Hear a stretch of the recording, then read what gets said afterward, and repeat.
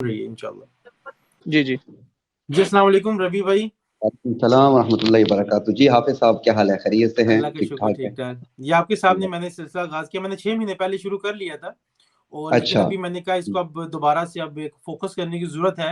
बहुत से लोग बहुत एक ज़रूरत है, बहुत बहुत तजब्जुब का बहुत अच्छा शिकार किया है, आपने उनको यहाँ पता पर। नहीं चल रहा जाविया नहीं मेरा तहकीक करनी कैसे है। तो इस पे आपकी क्या अंडरस्टैंडिंग इंजीनियर अली मिर्जा साहब को लेके, आप जरा सामीन तक अपनी अंडरस्टैंडिंग पहुंचा दें। बिस्मिल्लाहिर्रहमानिर्रहीम वस्सलातु वस्सलामु अला सय्यिदिल अंबिया वल मुरसलीन व अला आलिहि व सहबिहि अजमईन, अम्मा बाद। हाफिज भाई, जिस तरह के इंजीनियर अली मिर्जा साहब हैं, अभी यहाँ पर आपकी भी ये आपस में गुफ्तगू चल रही थी कि उनका रिसर्च पेपर अगर उस पर गुफ्तगू कर ली जाए, तो मैं उस पर गुफ्तगू करता हूँ। लेकिन मैं सबसे पहले एक हदीस सुना दूं कि अल्लाह के नबी सल्लल्लाहु अलैहि वसल्लम की हदीस है, इन्ना मिन अशरातिस्साअ अयुल्तमसल इल्मु इंदल असागिर। अल्लाह के नबी सल्लल्लाहु अलैहि वसल्लम ने फरमाया कि क़यामत की निशानियों में से है कि नाअहल लोगों से इल्म हासिल किया जाएगा, छोटों से इल्म हासिल किया जाएगा। अब इंजीनियर मिर्जा साहब खुद भी जानते हैं कि उनको किसी चीज़ से वाकफियत नहीं है, न सर्फ नाव से वाकफियत है, न उनको उसूल हदीस से वाकफियत है, न उसूल जरा तादील से वाकिफ़ है, न लुगत से वाकिफ़ है। कुरान के अंदर जिन 15 उलूम की ज़रूरत है, उससे भी वाक़फ़ियत इंजीनियर मिर्ज़ा साहब को नहीं है। जब सर्फ़ नाहव नहीं आती तो सीगा हल नहीं होगा, उस जो हुरूफ़ असलिया है वो मिर्ज़ा साहब को पता नहीं चलेंगे। तो अल्लाह की कसम खाकर कहता हूँ कि मिर्ज़ा साहब एक आयत का तर्जमा भी अगर कामूस से खोल के हमें दिखा दे, नहीं दिखा सकते, क्योंकि उनको पता ही नहीं है हुरूफ़ असलिया क्या है और कैसे ढूँढेंगे। अगली बात, इंजीनियर साहब जो है ज़ुबान की तेज़ तरारी से काम लेते हैं। अल्लाह के नबी सल्लल्लाहु अलैहि वसल्लम की हदीस है मुस्लिम शरीफ की कि हलकल मुतनत्तिऊन क़ालहा तलासन। अल्लाह के नबी सल्लल्लाहु अलैहि वसल्लम ने 3 मरतबा इरशाद फरमाया कि जो ज़ुबान की तेज़ी वाले हैं ये हलाक हो गए, हलाकत में चले गए। और मुस्नद अहमद की रिवायत है, हज़रत उमर रज़ी अल्लाह तआला अन्हु एक मरतबा खुतबा इरशाद फरमा रहे थे और इरशाद फरमाया कि खुतबे में इरशाद फरमाया कि मैंने अल्लाह के नबी सल्लल्लाहु अलैहि वसल्लम को फरमाते हुए सुना कि अल्लाह के नबी सल्लल्लाहु अलैहि वसल्लम ने फरमाया कि मुझे सबसे ज़्यादा ख़तरा इस उम्मत में जो खौफनाक ख़तरा है वो क्या है? फरमाया कि कुल्ल मुनाफ़िक़िन अलीमुल लिसान, हर वो मुनाफ़िक जो ज़ुबान का तेज़ तर्रार का माहिर हो, ज़ुबान की तेज़ी जानता हो। अब इंजीनियर साहब क्या काम करते हैं कि वो तेज़ तरारी से काम लेते हैं और उन्होंने आकर अटैक करना शुरू किया। मेन मिशन जो है हाफिज़ साहब, मैं ये बता दूं इंजीनियर मिर्ज़ा साहब का, वो सहाबा इकराम रिज़वानुल्लाहि अलैहिम अजमईन की जो है उनकी शख्सियात मुक़द्दसा को मजरूह करना है। और ये क्यों करना है, ये मेन जो टारगेट है, ये मैं बताता हूँ इसके पीछे वजह क्या है। असल वजह इसके पीछे ये है, इमामुल मुहद्दिसीन इमाम अबू ज़ुरा राज़ी रहमतुल्लाह अलैह, जो इमाम बुखारी के भी उस्ताद हैं, क्योंकि ये इंजीनियर मिर्ज़ा साहब कहते हैं ना कि मुस्लिम बुखारी से मेरी बातें हैं, तो इमाम बुखारी के भी उस्ताद अबू ज़ुरा राज़ी रहमतुल्लाह अलैह वो फरमाते हैं कि अगर कोई शख्स अहदन यंतकिसु अहदम मिन अस्हाबि रसूलिल्लाहि सल्लल्लाहु अलैहि वसल्लम, कि किसी एक सहाबी की भी शान को घटाए, अगर कोई शख्स कम करे उनकी शान को। मेरी आवाज़ आ रही है? जी जी मुझे आ रही है, जी जी बोले बोले। हाँ, तो अगर इनकी किसी एक सहाबी की शान को भी घटाएगा तो फरमाया फालम अन्नहु ज़िंदीकुन, इमामुल मुहद्दिसीन फरमा रहे हैं तो जान लो वो शख्स ज़िंदीक है।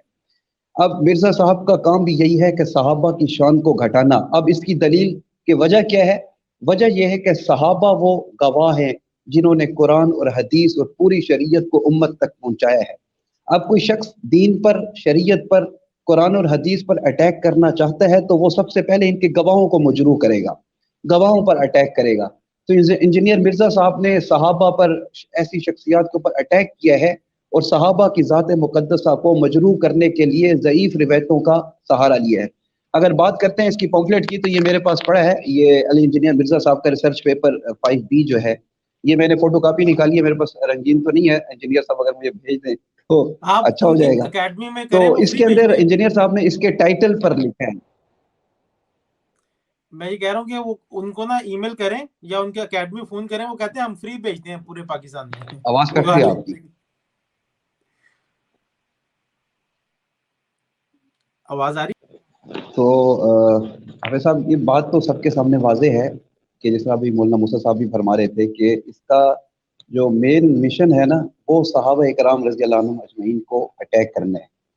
और फिर वो मैंने गुफ्तगू बताई है कि सहाबा की ज़ात ही को क्यों अटैक करना है। तो उसके पीछे मकसद ये है कि पूरे दीन पर जो अटैक करना चाहता है तो वो गवाहों पर अटैक करता है। تو اس نے اس لیے صحابہ اکرام رضی اللہ عنہم اجمعین کی شخصیات مطہرہ کو اٹیک کرنے کی کوشش کی ہے. ایک اور بات، اس کے جتنے بھی جو فالوورز ہیں نا، اس کو جو فالو کرنے والے اس کے اسٹوڈنٹس ہیں، آپ دیکھیں ان کی زبان بدتمیز زبان ہے. مطلب یہ ہے کہ گفتگو کرنے کا اس کی اپنی بھی بازاری زبان ہے. جب یہ استعمال کرتا ہے تو ایسی 2 فٹ کی زبان نکال کے مقدس شخصیات کے اوپر تبرہ کرنا.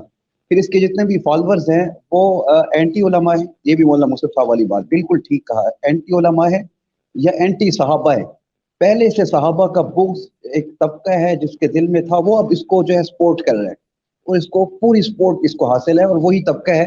اب جو بھی کلپ ہم بناتے ہیں نا، اب صحابہ کی ہم دفاع کرتے ہیں، مطلب روایات پیش کرتے ہیں، تو وہ نیچے کمنٹس میں آ جاتے ہیں، صحابہ کو گالیاں بکنا شروع کر دیتے ہیں، حضرت امیر معاویہ رضی اللہ عنہ کو گالیاں بکنا شروع کر دیتے ہیں. تو یہ کون لوگ ہیں؟ تو صاف پتہ چل جاتا ہے کہ یہ وہ لوگ اس کو سپورٹ کر رہے ہیں جو صحابہ سے پہلے سے ہی مطلب ایک طبقہ ہے جو صحابہ کے خلاف یہ ایک نظریہ رکھتا ہے. اب ہدایت کے راستے ہیں، ہم دعا مانگتے ہیں اہدنا الصراط المستقیم، یا اللہ ہمیں سیدھے راستے پر چلا. صراط الذین انعمت علیہم، ان لوگوں کا راستہ کہ یا اللہ جن پہ تو نے انعام کیا ہے. اب منعم علیہ لوگ کون ہیں جن پہ اللہ کا انعام ہوا ہے؟ اولئک الذین انعم اللہ علیہم من النبیین والصدیقین والشہداء والصالحین. یہ 4 لوگ ہیں، ان کا راستہ ہے جو ہدایت کا راستہ ہے. اب اس نے نیچے سے شروع ہوا ہے ہدایت کے راستے پر اٹیک کرنے کے لیے. اس نے اٹیک کیا ہے صالحین، صلحاء پر. صلحاء کو بابے، یہ مولوی بابے. اس نے لوگوں کے ذہن میں ان سے متنفر کرنے کے لیے ایک طوفان بدتمیزی کھڑا کیا. امام قدوری جو فقیہ ہے اس کو کہتا ہے کہ میں انہوں کہنا امام قطوری، اور پھر ایکسپلین خود کرتا ہے، کہتا ہے کہ قطوری کہنے پنجابی کتے دے بچے نوں، تو اس لیے میں اس کو امام قطوری کہتا ہوں. اب اس قسم کی زبان استعمال کرنا، تو اب یہ صالحین پہ چلا. پھر اس کے بعد صالحین پہ جب چلا تو شہداء بیچ میں آ گئے، کیونکہ وہ جو ان کے طریقے کے اوپر ہیں وہی جائیں گے اللہ کے راستے کے لیے. پھر اس کے بعد یہ چلا صدیقین، صحابہ کے راستے پر. صحابہ کو اس نے مجروح کرنا شروع کیا. تو اب میں نے آپ کو میرے خیال میں کلپ بھی بھیجا تھا، جیسے شاید آپ کے پاس وقت نہیں ہوگا کہ اگر آپ وہ سنا دیتے کہ میں صحابہ وہ کی سناتا ہوں، کیٹیگریاں بنا رہا ہے بیٹھا وہ ہوا. میں اچھا آپ نے جو گفتگو کر رہے ہیں تاکہ جو لوگ سن رہے ہیں ان تک ایک زاویہ آ جائے، میں کاؤنٹر کوشچن کرنا چاہوں گا اس پہ نا. انجینئر علی مرزا صاحب جب اس آیت کی تفسیر کرتے ہیں نا، وہ یہ کہتے ہیں کہ راستہ ایک ہی ہے، اور وہ جو چاروں کی جو آپ نے نام لیے، یہ چاروں ایک ہی راستے پہ چلے ہیں. تو راستہ ایک ہی ہے، یہ چاروں ایک ہی راستے پہ چلیں گے، راستے مختلف نہیں ہیں. تو انہوں نے مختلف راستے کیوں بنا لیے ہیں؟ اس پہ آپ کیا کہیں گے؟ آواز آپ کی کٹ گئی تھی، دوبارہ سے بتائیے گا. ہاں، انجینئر علی مرزا صاحب کہتے ہیں کہ بیسیکلی اس میں ہے کہ ان کے راستے پر چلا، ان بندوں کے پیچھے نہیں، اس راستے پہ. تو یہ بندے سب ایک ہی راستے پہ چلے تھے، تو چاہے وہ صدیقین ہوں، شہداء ہوں، سارے کہتے ہیں کہ ہم نے اس راستے پہ چلنا ہے، ان بندوں پہ نہیں چلنا. جو انہوں نے راستہ دیا اس راستے پہ چلنا ہے. تو اس کے بارے میں آپ کیا کہیں گے کہ راستہ تو ایک ہی ہے، یہ بھی اس پہ چلے ہیں، تو اس کے حوالے سے کیا کہیں گے کہ ہم نے ان بندوں پہ نہیں چلنا، اس راستے پہ چلنا ہے؟ ٹھیک ہے. صراط الذین انعمت علیہم، یا اللہ ہمیں ان کے راستے پر چلا. اب وہ کہتے 4 ہیں ایک لوگ ہی جس راستہ ہے، راستے پر چل رہے ہیں، ایک راستہ راستہ ہے. ایک ہی ہے. اب ہاں، انجینئر صاحب بھی کہتے ہیں کہ ان کے راستے پر چل رہے ہیں، تو وہ اگر جس راستے پر چل رہے ہیں اس راستے کی ہم دعا مانگ رہے ہیں، تو گویا وہ ہدایت کا راستہ ہے نا. تو پھر ان کو بابے اور گمراہ کیوں کیا انجینئر صاحب نے؟ اگر وہ راستہ کوئی دوسرا نہیں ہے اور وہ بھی اسی راستے پہ چل رہے ہیں، ہم بھی دعا مانگ رہے ہیں کہ اللہ ہمیں ان کے راستے پر چلا، تو وہ تو ہیں صالحین گمراہ.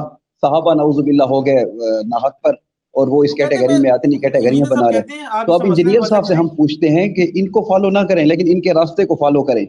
تو جس راستے پر وہ چل رہے ہیں تو وہ کون سا راستہ ہے؟ اچھا، ہم یہ انجینئر صاحب سے پوچھتے ہیں. انجینئر صاحب اس پہ کہتے ہیں، انجینئر صاحب کہتے ہیں کہ میں صحابہ کو کہاں برا کہتا ہوں، میں آپ نے صرف 3-4 صحابہ ہی ہیں. صحابہ تو 1,24,44,000 کے قریب صحابہ تھے، آپ نے 4-5 پکڑے ہوئے ہیں جی بس ان کا دفاع کرنا ہے. صحابہ تو اور بھی اتنے سارے تھے. اس کے بارے میں آپ کیا کہیں گے؟ انجینئر صاحب کیا کہتے ہیں کہ یہ صحابہ کا میں دفاع کرتا صحابہ ہوں. تو لاکھ سے بھی اوپر آپ کی تھے، آواز کٹ جاتی ہے. جو صحابہ ہیں وہ 1,00,000 سے بھی اوپر تھے. تو آپ لوگوں نے صرف 5-7 صحابہ کو پکڑا ہوا، انہی کا دفاع کرنا ہے بھائی، ان پہ تنقید کرو، صحابہ پہ تنقید ہے. اس کے حوالے سے کیا کہیں گے؟ اچھا، صحابہ انجینئر کا یہ سوال ہے شاید جو میں سمجھاؤں کہ اور بھی بہت سارے ہیں، آپ 3-4 کا دفاع کیوں کرتے ہیں؟ ہمیں کہتے ہیں ہاں، انجینئر صاحب. اچھا، ہم یہ کہتے ہیں کہ ہم ان صحابہ کی بات کریں گے جن کے اوپر اٹیک ہو رہا ہے. اب ایک مریض ہے، آواز آ رہی ہے؟ جی جی. وقار بھائی آپ کی آواز رک گئی. اب آ رہی ہے؟ آپ کی آواز آ رہی ہے، آپ بولیں. سن رہے ہیں مجھے؟ جی سن رہے ہیں. جی جی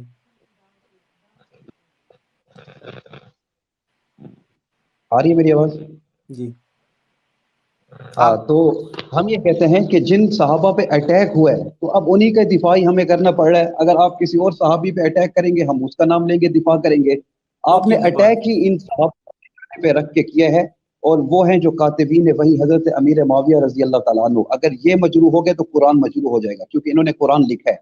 اور پھر آپ چلتے چلتے آپ نے بس نہیں کیا، حضرت اما عائشہ صدیقہ رضی اللہ عنہا، اللہ کے نبی اسلم کے گھر والیوں تک آپ کی زبان گئی ہے انجینئر صاحب کی، کہ آپ نے ان کو بھی حدیث کے اوپر جھوٹ بول کے کہا کہ عائشہ ظالمہ تھی.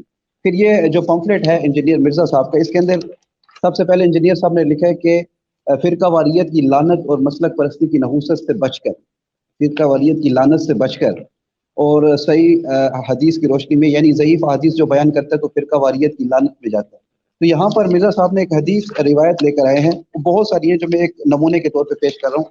حضرت عائشہ رضی اللہ عنہا کی شان پہ اٹیک کرنے کے لیے، ان پر بکواس کرنے کے لیے انجینئر صاحب لائے ہیں، اور روایت کے ہو آپ کے کتے جو ہے حضرت عائشہ کے اوپر بھونکے. تو یہ جو ہے ان کے بی کے اندر جو ہے 12 نمبر پر جو ہے یہ اس کو پیش کرتے ہیں. صفحہ تو نمبر کیا؟ اس صفحہ حدیث کو، نمبر یہ ہے صفحہ نمبر، یہ اصل میں بی اور بی کے نیچے جو ہے 12 نمبر جو ہے اس ٹھیک کے ہے اندر یہ حدیث لے کر ہے مسند احمد کی.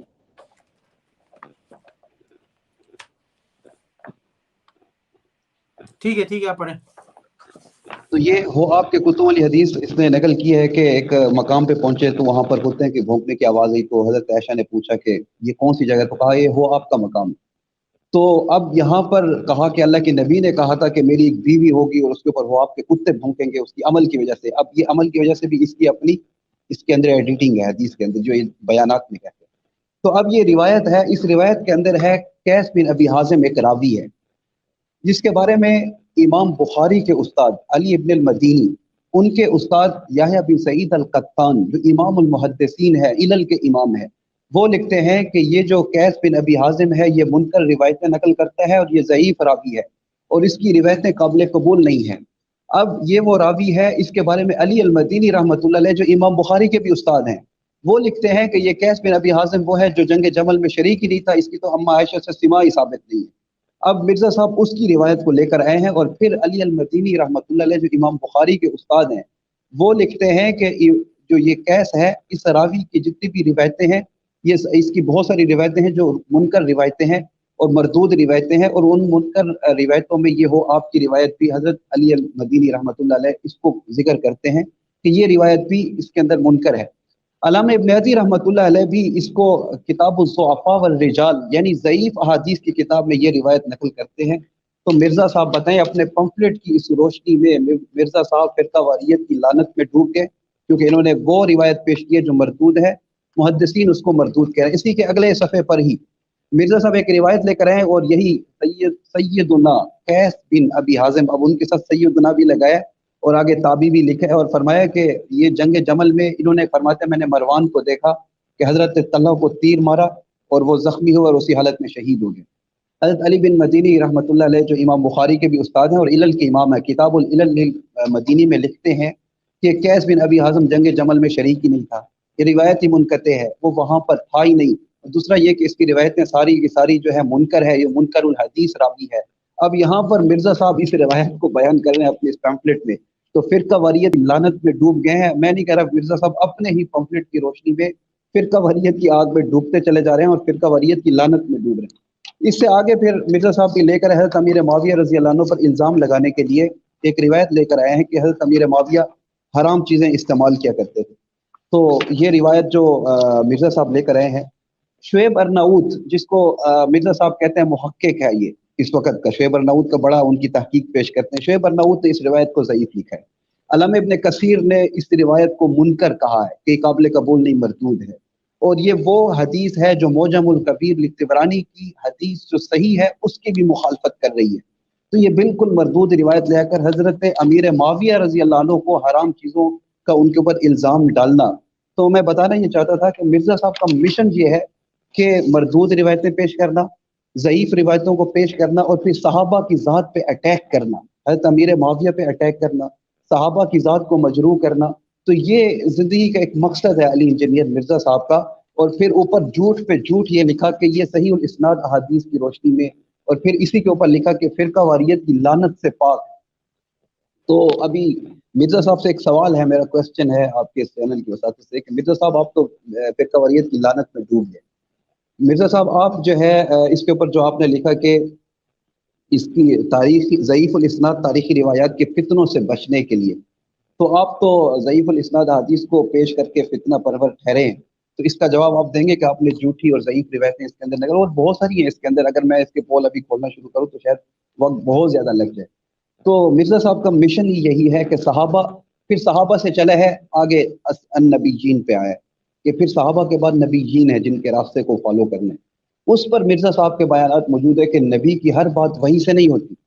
نبی کی ہر وہ اجتہادی غلطیاں جو ہیں، نبی کی ہر بات وحی سے نہیں ہوتی، تو گویا وہی غیر مطلوب کا انکار کر دیا کہ اللہ کے نبی صلی اللہ علیہ وسلم کی جو باتیں ہیں وحی سے نہیں ہیں، آپ صلی اللہ علیہ وسلم سے بھی غلطیاں ہوئی ہیں، نعوذ باللہ من ذالک. تو اللہ کے نبی صلی اللہ علیہ وسلم سے ہم یہ نہیں کہہ سکتے کہ آپ صلی اللہ علیہ وسلم سے غلطیاں ہوئی ہیں، آپ صلی اللہ علیہ وسلم سے خطا ہوئی. اور خطا کہتے ہیں، غلطی اس کو کہتے ہیں کہ نص موجود تھی قرآن کی، نبی پھر بھی اپنا اجتہاد کر رہا تھا، اس کو کہتے ہیں غلطی. تو نعوذ باللہ اللہ کے نبی صلی اللہ علیہ وسلم پر الزام ہے کہ نص موجود تھی قرآن کی، اللہ کے نبی نے اپنا اجتہاد کیا اور غلطی کر گئے. خطا اس کو کہتے ہیں کہ نص نہیں تھی، اللہ نے دو اختیار رکھے تھے اپنے نبی کے سامنے، تو اللہ کے نبی صلی اللہ علیہ وسلم نے ایک کو چن لیا ہے، یہ بھی وحی سے تھا. لیکن اللہ نے بعد میں تنبیہ کر دی کہ اے نبی جی آپ کو یہ نہیں، یہ بہتر نہیں بہترین چننا چاہیے تھا. اور پھر نبی کو فوراً تنبیہ ہو جاتی ہے، نبی اپنے اس اجتہاد کو چھوڑ کے اس پر جو اللہ تنبیہ کر دیتے ہیں اس پہ آ جاتے ہیں. تو اس لیے وما ينطق عن الهوى ان هو الا وحی یوحى، اللہ کے پیغمبر صلی اللہ علیہ وسلم کی ہر بات وحی سے ہوتی ہے جو اللہ ان کو کرتے ہیں.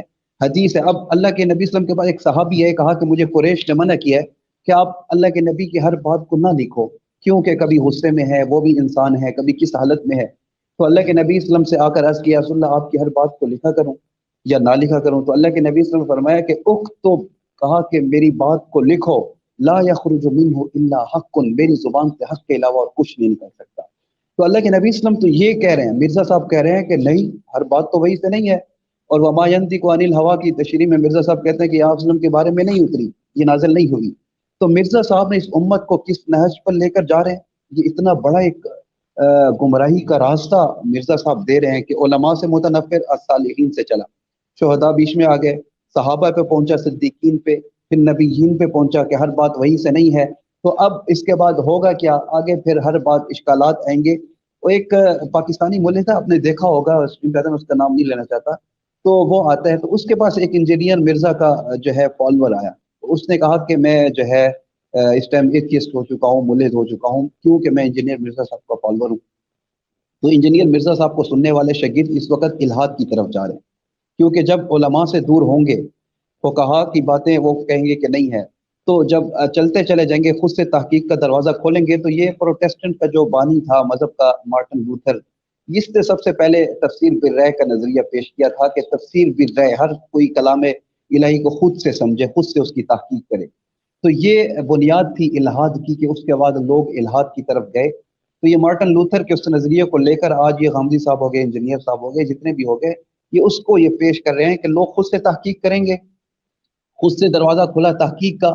من قال فی القرآن برأیہ فلیتبوأ مقعدہ من النار، اللہ کے نبی صلی اللہ علیہ وسلم نے فرمایا کہ جو خود اپنی تحقیق، اپنی رائے قرآن میں قائم کرے گا، اس کو چاہیے اگرچہ وہ ٹھیک بھی ہوا، اس کو چاہیے اپنا ٹھکانہ جہنم میں بنا لے. تو مرزا صاحب نے کتنی اپنی تحقیقات ہیں جو قرآن میں اپنی پیش کی ہیں. جو میں نے آپ کو کلپ بھی بھیجا تھا، مرزا صاحب نے اس کے اندر صحابہ کی کیٹیگریاں بیان کی. اچھا وہ میں کہ والسابقون، کہتے ہیں تو کلپ پلے کر دیتا ہوں. ہاں وہ پلے کر دیں، پھر اس کے اوپر ہم تھوڑی سی بات کر لیں. ٹھیک ہے. اچھا میں کلپ بھی پلے کرتا ہوں، پہلے ایک بھائی کو بھی ساتھ لیتا ہوں، میں کلپ ریڈی کرتا ہوں، ان سے ان کی جرنی بھی پوچھتے ہیں. محمد عبداللہ، السلام علیکم. ربی بھائی دیکھیں یہ فائدہ ہوتا ہے، انہوں نے ایک ایسا نقطہ بتایا ہے ان بھائی نے کہ میں نے بھی پہلے کبھی یہ غور نہیں کیا. تو یہ تو تجربات اوروں کے مشاہدوں سے بھی نا وہ ساری چیز ہوتی ہیں. اچھا وہ جو کلپ کا آپ کہہ رہے ہیں نا، میں وہ کلپ پلے کرتا ہوں تو تاکہ لوگ سن بھی لیں، پھر میں چاہوں گا اس کی آپ تھوڑا سا شرح بیان کر دیں. جو قرآنی شخصیات ہیں، تو کون سے اصحاب قرآنی شخصیات ہیں؟ قرآن نے جو گائیڈ لائنز بتائی ہیں اہل ایمان کی، وہ جن جن میں پائی جاتی ہوں گی وہ انہی کو ہی گفٹ ہوں گی. ورنہ آپ مجھ سے سن لیں، احادیث کو اگر آپ نہیں مانتے بخاری مسلم کی، تو آپ جن لوگوں کا دفاع کر رہے ہیں نا، ان کے نام تو قرآن میں آئی نہیں ہے. قرآن میں تو پھر حضور کے ساتھیوں کی 3 کیٹیگریز بیان ہوئی ہیں. سورہ التوبہ کی آیت نمبر 100، 101 اور 102 پڑھ لیں. سابقون الاولون من المہاجرین والانصار، سبقت لے گئے جو شروع میں مسلمان ہو گئے، مہاجرین میں سے بھی اور انصار میں سے، اور جنہوں نے احسان کے ساتھ ان کی پیروی کی. سارے نہیں، جو صحیح پیروی کرنے والے. پہلی کیٹیگری بتائی. دوسرا بتایا مدینہ اور اہل مدینہ میں پکے منافق ہیں جنہیں نبی تم بھی نہیں جانتے. جب نبی بھی نہیں جانتے تو صحابہ تو جانتے ہی نہیں، اور نمازیں بھی حضور کے ساتھ پڑھ رہے ہیں. یہ صحابہ کی دوسری کیٹیگری. اور تیسرا سورہ توبہ میں آیا وہ لوگ ہیں جو ملے جلے اعمال کرتے ہیں. ہمارے نزدیک یہ تیسری کیٹیگری ہے حضرت معاویہ رضی اللہ تعالیٰ عنہ، حضرت عمرو بن عاص رضی اللہ تعالیٰ عنہ، حضرت مغیرہ ابن شعبہ رضی اللہ تعالیٰ عنہ کی. ہم نہیں منافق انہیں کہتے ہیں، ہم رضی اللہ. جی ربی بھائی، آپ کی میں نے کلپ سنایا، انہوں نے تو عوام میں ایک اشکالات پیدا کرنے کی کوشش کی ہے. آپ بتائیں پہلے ان کی تفسیری حیثیت بتائیں کہ یہ تفسیر کہہ رہے ہیں اس کی کیا ویلیو ہے، اور اس میں کیا آپ کہنا چاہیں گے؟ اس کے اندر انجینئر مرزا صاحب نے صراحتاً قرآن میں اپنی ہی رائے پیش کی ہے. قرآن کچھ کہہ رہا تھا، مرزا صاحب نے کچھ اپنی طرف سے کچھ اور ہی کہہ دیا جو قرآن کہہ نہیں رہا. مرزا صاحب نے صحابہ کی کیٹیگریاں بنائی ہیں یہاں بیٹھ کر. یہاں مجھے ہنسی آ رہی ہے کہ یہاں بیٹھ کے مرزا صاحب کیٹیگریاں بنا رہے ہیں آج صحابہ کی، اور کہہ رہے ہیں سارے صحابہ نہیں ہیں اس سے مراد. اب یہ مرزا صاحب نے خود صحابہ کو نکال دیا اور پھر کہا کہ جن کا دفاع تم کر رہے ہو ان کا تو ذکر قرآن میں ہی نہیں ہے. تو یہ اتنی بھونڈی بات ہے کہ میرے خیال میں کہ یہ ایک عجیب سی بات ہے. ان کا تو تذکرہ ہی قرآن میں نہیں ہے. اب انہوں نے کہا کہ قرآن نے والذین والسابقون الاولون من المہاجرین والانصار.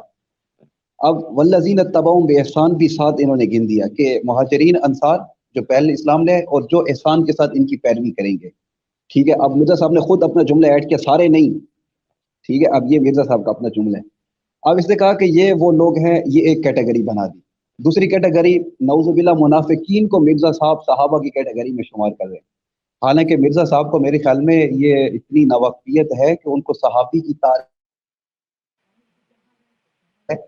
صحابی کہتے کس کو ہیں؟ تو ناواقفیت ہے صحابی کی تعریف سے، تبھی تو منافقین کو کہہ رہے ہیں یہ صحابہ کی ایک دوسری کیٹیگری ہے. صحابہ، منافق کے لیے صحابہ کا لفظ استعمال نہیں ہوتا. اور جہاں جہاں حدیث سے یہ دکھاتے ہیں نا صحابی کا لفظ، وہ وہاں پر لغوی معنی میں استعمال ہوا ہے، اصطلاحی معنی میں استعمال ہرگز نہیں ہوا. یہ ایک علیحدہ ٹاپک ہے.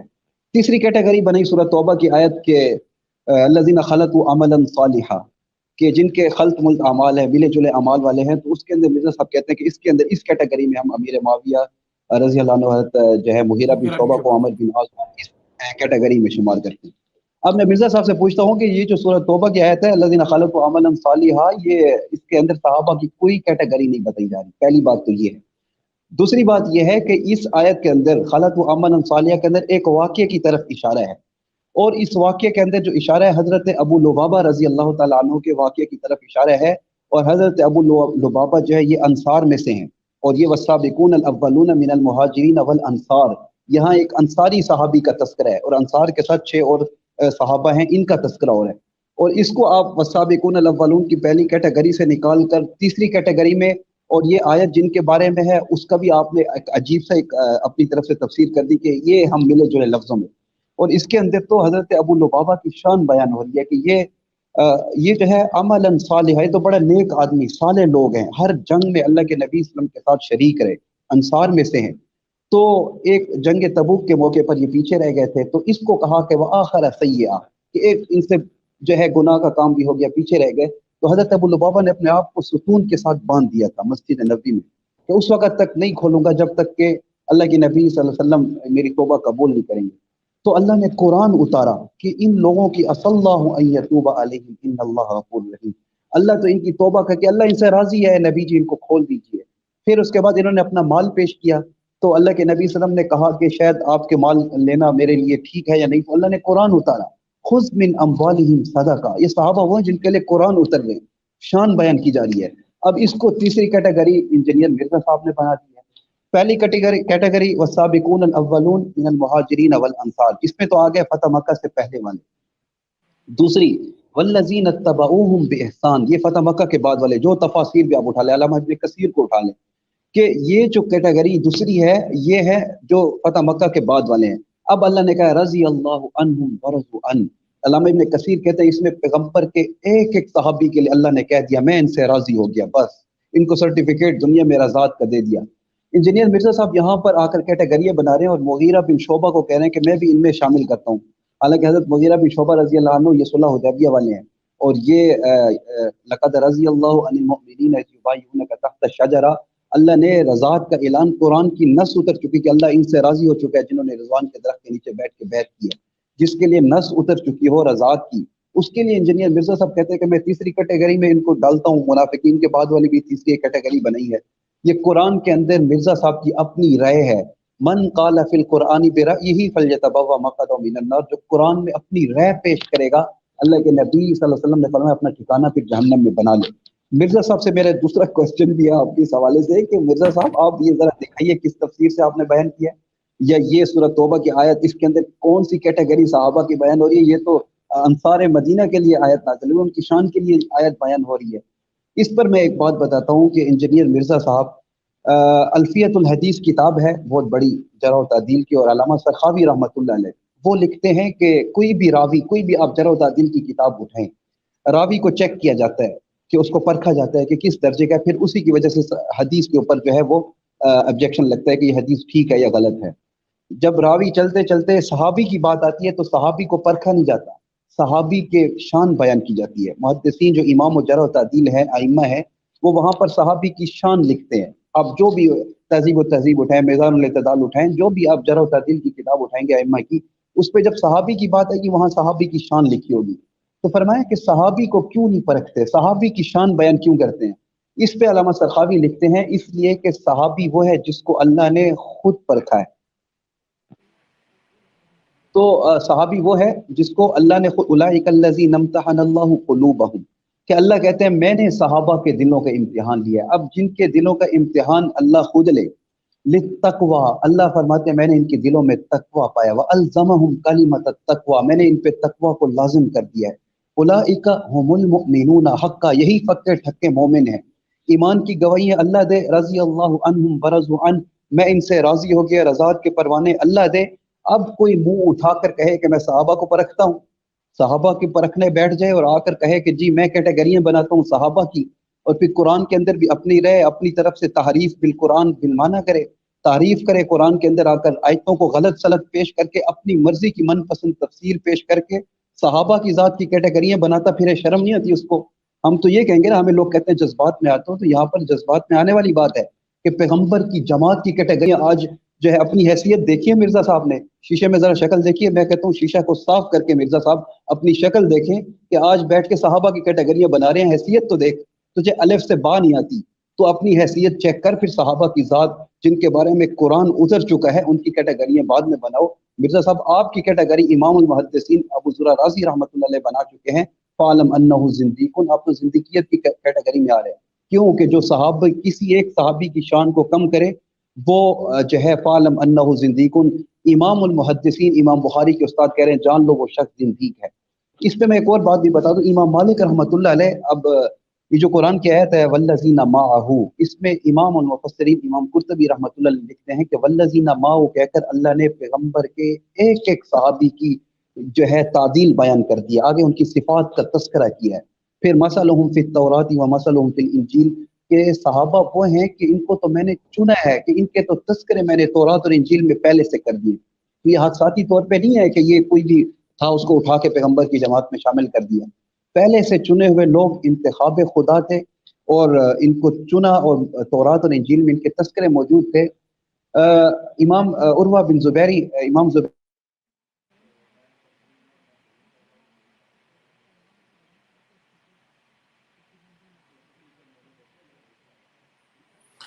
ماشاءاللہ بہت اچھی گفتگو ہو رہی تھی ربی بھائی, میں تو سن رہا تھا, کٹ گئی آواز, کٹ گئی تھی. جی جی بولیں. تو امام مالک رحمۃ اللہ علیہ کی مجلس میں کچھ لوگ بیٹھے تھے, تو کسی نے کہا کہ ایک شخص ہے جس کے دل میں بعض صحابہ کا بغض ہے, چند ایک صحابہ کا, سارے نہیں.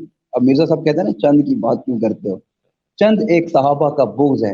تو امام مالک رحمۃ اللہ علیہ نے قرآن کی آیت تلاوت کی, فرمایا لیغیظ بہم الکفار, کہ جس کے دل میں صحابہ کا بغض ہے وہ اس آیت کی زد میں ہے اور وہ کافر ہے. امام مالک کا فتویٰ اس کے کفر کا ہے.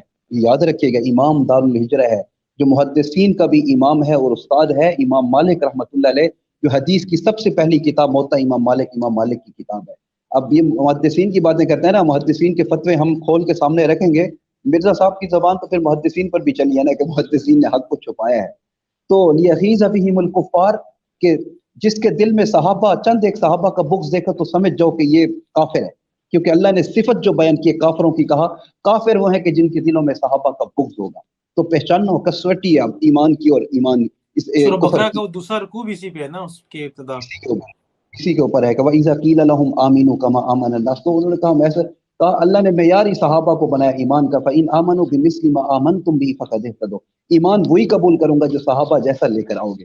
تو اب حضرت امیر معاویہ رضی اللہ تعالی عنہ وہ جلیل القدر صحابی ہیں کہ ان کے بارے میں قرآن اترا ہے, ان کے بارے میں تو اللہ نے قرآن اتارا ہے کہ یہ وہ صحابی ہیں کہ کرام بررہ, کہ یہ وہ مکرم لوگ ہیں جنہوں نے قرآن کو لکھا, بھی ایدی سفرہ کرام بررہ, کہ ان کے ہاتھ کے اندر یہ صحائف ہیں, نسخے ہیں, قرآن کو لکھنے والے لوگ ہیں, کرام بررہ, یہ بڑے ہی مکرم لوگ ہیں. تو جن اچھا کے بارے یہاں پہ ایک میں کاؤنٹر سوال کرنا چاہوں گا تاکہ جو لوگ سن رہے ہیں ان تک آپ ایک آنسر کر سکیں. انجینئر صاحب کہتے ہیں کہ فتح مکہ کے بعد حضرت امیر معاویہ نے اسلام قبول کیا, تب تک تو 99% قرآن 99.99 غالباً بولا آ چکا تھا, تو کیڑے کاتب ہے بھائی؟ انجینئر مرزا صاحب, میں کہتا ہوں نا بالکل ہی اس معاملے میں میں اب استعمال ہی کر دوں لفظ کے جاہل ہی ہیں. سورۃ توبہ پوری فتح مکہ کے موقع پر اتری, ٹھیک ہے, اس کے بعد کئی آیات ہیں جو فتح مکہ کے بعد نازل ہوئی ہیں, اور الیوم اکملت لکم دینکم واتممت علیکم نعمتی ورضیت لکم الاسلام دینا, سورہ مائدہ ہے, یہ بھی فتح مکہ کے بعد یہ آیتیں نازل ہو رہی ہیں. تو 99% 99 پوائنٹ جو مرزا صاحب کہہ رہے ہیں, تو میرے خیال میں یہ دوبارہ سے جو ہے نا جو ان کو مواد فراہم کر کے دے رہے ہیں, میرے خیال میں ان کو بھی چاہیے کہ تھوڑا سا خیال کیا کریں کہ اتنا بڑا بھی جھوٹ مرزا صاحب کو نہ دیا کریں کہ جس سے مرزا صاحب بعد میں خراب ہوتے رہا کریں, پھر ان کے بعد جواب بھی نہیں بنتا. تو میرے خیال میں یہ مرزا صاحب کی اتنی بھونڈی بات ہے کہ اس کے اوپر ہنسنے کو جی کر چاہتا ہے, صرف صحابہ کے بغض میں, کہ دل میں صحابہ کا بغض جب بھرا ہوا تھا. اچھا تو یہ سب سے ایک زیادہ سوال احادیث ہے آیا کہ ہے, ابو ہریرہ رضی اللہ عنہ سے مروی اس ہے, کا تو اگر وہ آپ بھی فتح جواب مکہ دینا کے بعد چاہیں. ایمان لے کے آ رہے ہیں, صلح حدیبیہ کے بعد آ رہے ہیں. تو اچھا اب مرزا صاحب کیا کہیں گے کہ اس وقت قرآن بھی ختم, حدیث بھی ختم. اچھا آپ نے وعلیکم بھی السلام. بہن آئی تھی ان کی, آپ نے گفتگو بھی سنی ہوگی. ہاں, ان کی گفتگو میں سن رہا تھا.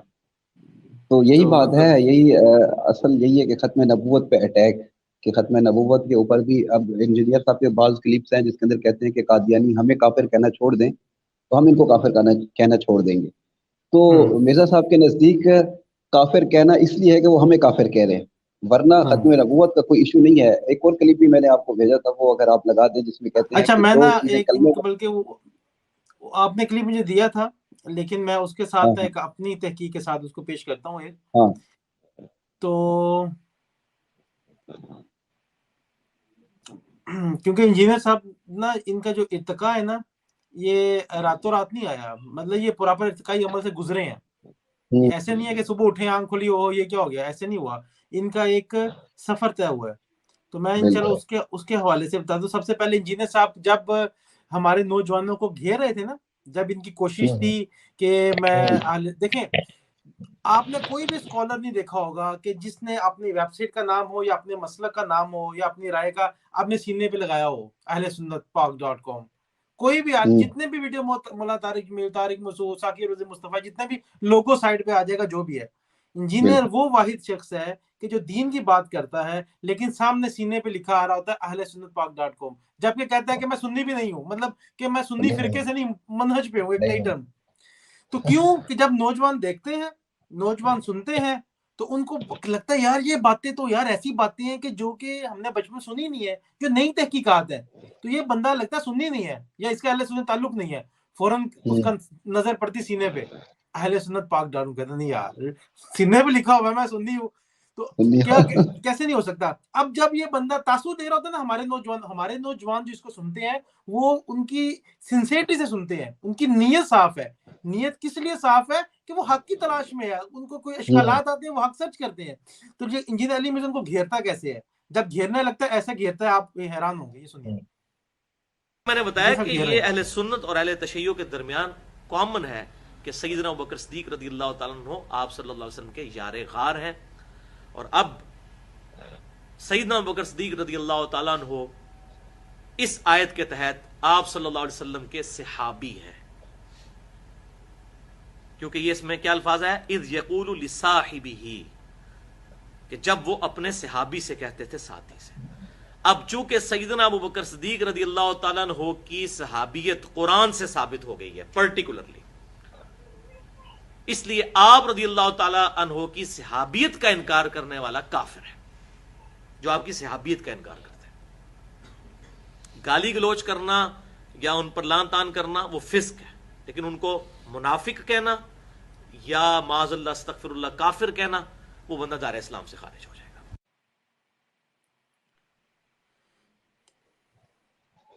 یہ ربی بھائی آپ نے سنا، اب بندہ گھیر لیا ہے. اب مرزا صاحب نے تاثر دیا ہے اہل سنت کے لیے کہ یار ابو بکر صدیق کیونکہ ہم ان کی نسبت ہمارے نزدیک ان کا مقام ہے انبیاء کے بعد جو سب سے افضل ہیں وہ ابو بکر صدیق رضی اللہ عنہ کی ہستی ہے، وہ ذات ہے.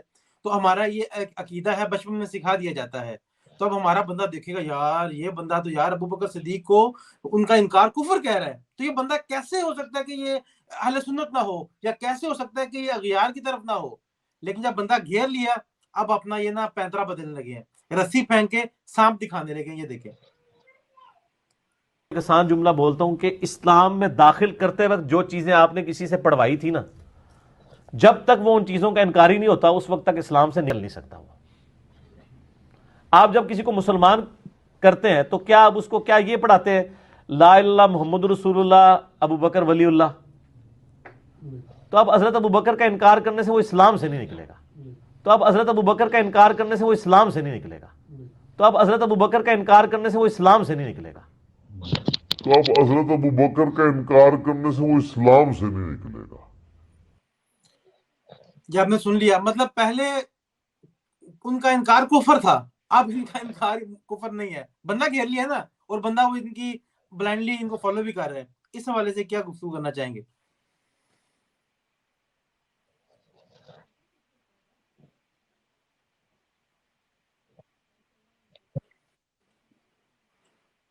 جی بھی آواز آ رہی ہے؟ یہ انجینئر مرزا صاحب کی نا اگر میں کھلے لفظوں میں منافقت ہی ہے کہ ایک وقت ایک بات دوسرے وقت میں اپنا ویژن دوبارہ سے بیان کرنا.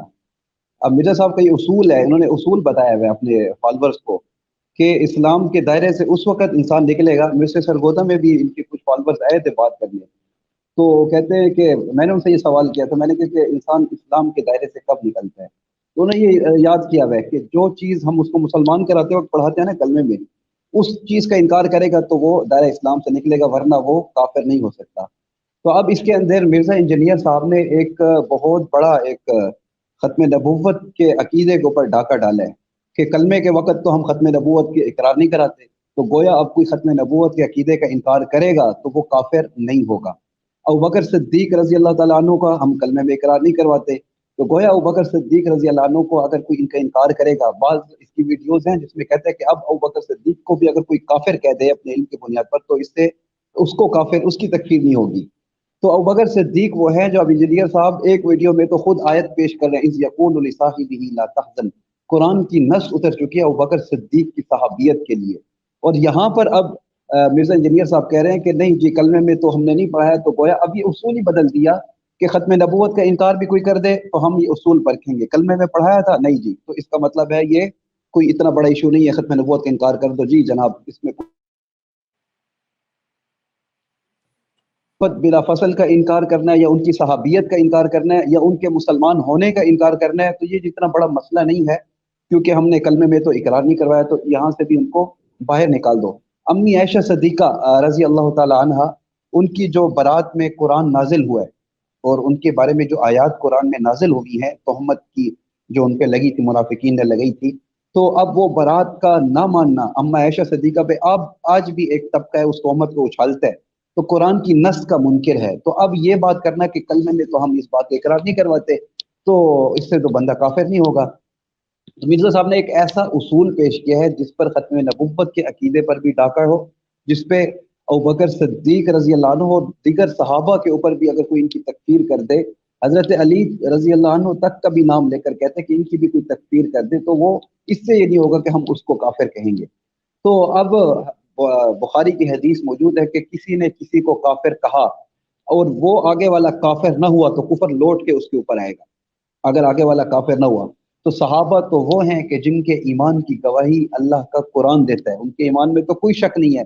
اب اگر کوئی کہے کہ میں صحابہ کو کافر کہتا ہوں، اور اب انجینئر مرزا صاحب کہیں کہ صحابہ کی تکفیر کرنے سے تو کافر نہیں ہوگا، بخاری کی حدیث کے مطابق جو مرزا صاحب بخاری کا نام لیتے ہیں، صحابہ تو نعوذ باللہ کافر نہیں ہیں، وہ تو ایمان والے ہیں، ان کے تو قرآن نے ان کے ایمان کی گواہی دی ہے. اب یہ کفر لوٹ کے اس کے اوپر آئے گا، وہ شخص خود کافر ٹھہرے گا. تو انجینئر مرزا صاحب نے سارے اصولوں کو پس پوچھ ڈالتے ہوئے اپنے جو ہے ایک نظریے کو پیش کیا. تو ابھی بھی اگر لوگ نہ سمجھیں اس کو کہ مرزا صاحب کا اپنا ایک نظریہ اور اس کا مشن کیا ہے، کہ اس کا مشن یہی ہے کہ صحابہ رضی اللہ عنہم اجمعین، اگر یہ بن کے آتا نا اس طبقے کی خاص ہولیے بیٹھتا تو لوگ میرے خیال میں اس کو نہ سنتے، کیونکہ وہ اس طبقے کے ساتھ. تو یہ آیا اہل سنت کا لبادہ اوڑھ کر.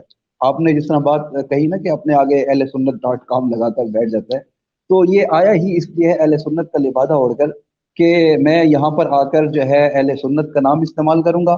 اور پھر اس کے بعد ایک خواب سناتے ہیں کہ اللہ کے نبی صلی اللہ علیہ وسلم نے خواب میں کہا کہ ایک شخص سے خواب دیکھا اور انجینئر مرزا صاحب نے پگڑی باندھی، تو اس دن سے میں پگڑی باندھتا ہوں. تو اب خوابوں کی باتوں پہ انجینئر مرزا صاحب پگڑی باندھنے لگے ہیں. تو یہ بھی اب قوم کو خواب سنا رہے ہیں انجینئر مرزا صاحب. تو اس لیے انجینئر مرزا صاحب کا اصل جو مشن ہے وہ پورے دین کے اوپر ڈاکہ ڈالنا ہے. تو اس نے ڈاکہ ڈالنے کے لیے کیا کیا، نیچے سے شروع ہوا، صالحین سے، علماء سے، فقہا سے، محدثین سے، چلتا ہوا صحابہ جو گواہ ہیں نبوت کے. پھر اس کے بعد اس نے وہ اصول پیش کیے ہیں کہ ان اصولوں کو جو فالو کرے گا تو خود بخود ختم نبوت کا عقیدہ بھی سائڈ پہ چلا جائے گا. اللہ کے نبی وسلم کی وہی حجیت حدیث یہ بھی خود سائڈ پہ چلی جائے گی. پھر اللہ کے نبی وسلم کی حدیث مبارک ہے کہ ایک وقت آئے کہ ایک شخص ہوگا کہ جو اریکتی کہ جو صوفوں پہ بیٹھ قرآن کے، تمہیں بس قرآن کافی ہے، بس اس کسی چیز کی ضرورت نہیں ہے. تو یہ قیامت کی نشانیوں میں سے ہے کہ حجیت حدیث کا بھی انکار ہو گیا کہ ہر بات وہی سے نہیں ہے، صحابہ کا بھی انکار ہو. جی ربی بھائی، اب وائنڈ اپ کی طرف بھی چلنا ہے، تو کچھ ساتھی آئے ہیں، بہت سارے ویٹ کر رہے تھے، میں نے جن کو ایڈ نہیں کر پایا تاکہ آج ایک آپ موجود تھے اور مصعب عمیر صاحب، اس طرح سے تاکہ تمہیدی ایک ہو جائے آگے سے انشاءاللہ. ان سے پوری لائف جرنی بھی لیں گے انشاءاللہ. آپ وائنڈ اپ کی طرف بھی چلتے ہیں، آپ گفتگو فرما رہے تھے. کہاں پر پہنچے تھے؟ ہم لوگ پہنچ گئے تھے اس پہ اہل سنت کی صفوں میں گھسا ہوا ہے، اور اس کے بعد سیدنا صدیق اکبر کے حوالے سے جو کہہ رہا ہے کہ پہلے کہتا تھا کہ ان پر ایمان، ان کی انکار کفر ہے، قرآن سے ثابت کرتا تھا، اور اب انجینئر کہتا ہے کہ ان کے کفر ہے ہی نہیں، ان کا کلمہ تھوڑی پڑھتے ہیں.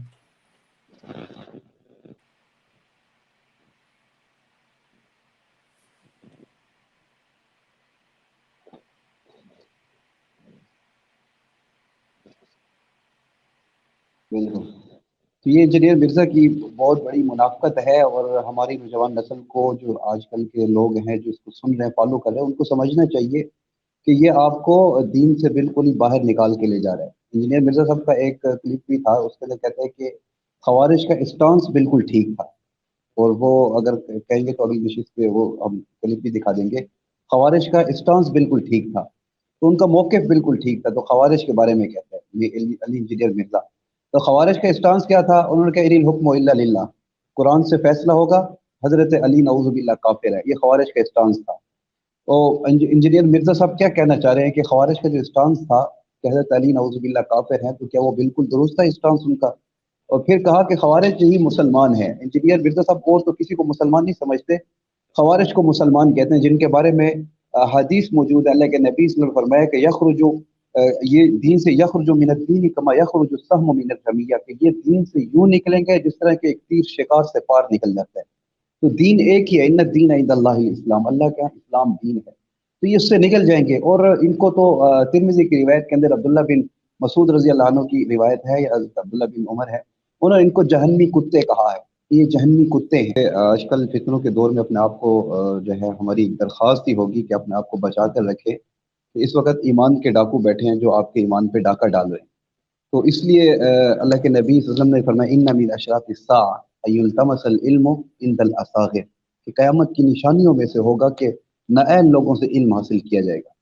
تو ایک نااہل آدمی ہے تو اس کو آپ حضرات سے درخواست ہوگی ہماری کہ آپ علماء سے دین سیکھیں، فاسألوا اہل الذکر ان کنتم لا تعلمون۔ بس ایک چھوٹی سی بات، اللہ کے نبی صلی اللہ علیہ وسلم نے جو تعارف کرایا کہ میرے بعد اگر مسئلے پوچھنے ہو، بخاری کی روایت، ایک عورت ہے کہ یا رسول اللہ مسئلہ پوچھنا ہو تو کس سے پوچھیں آپ کے بعد؟ تو اللہ کے نبی صلی اللہ علیہ وسلم نے فرمایا کہ فَإِن لَمْ تَجِدِينِي فَأْتِي أَبَا بَكْرٍ، اگر مجھے نہ پانا تو ابوبکر صدیق سے آ کے مسئلہ پوچھنا۔ تو اس وقت کے سب سے بڑے عالم کا تعارف اللہ کے نبی صلی اللہ علیہ وسلم نے کرایا کہ ان سے آ کر مسئلہ پوچھنا، خود سے نہیں کہا کہ تحقیق کرنا، کہ حالانکہ عربی بھی جانتے تھے۔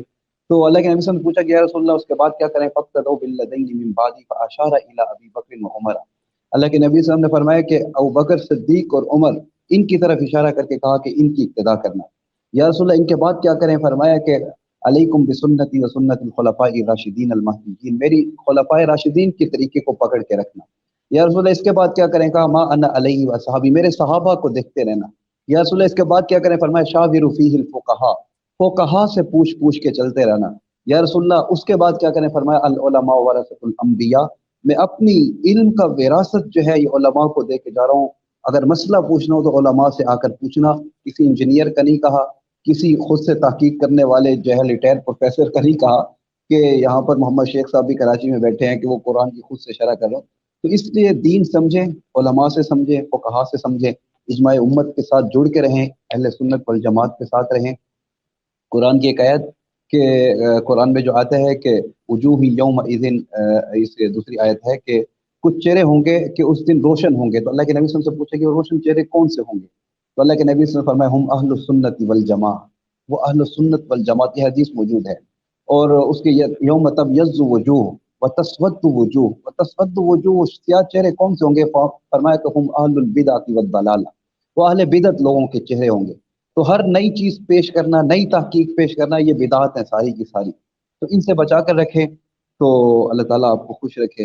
اور وقار بھائی آپ کا بھی بہت بہت شکریہ کہ آپ نے لندن سے مجھے جوائن کیا، اور انشاءاللہ آپ کے ساتھ وقتاً فوقتاً آتے رہیں گے انشاءاللہ، اور بہت جتنے شکریہ، ہیں اس میں جو ہے اپنا حصہ بھی ہم ڈالتے رہیں گے۔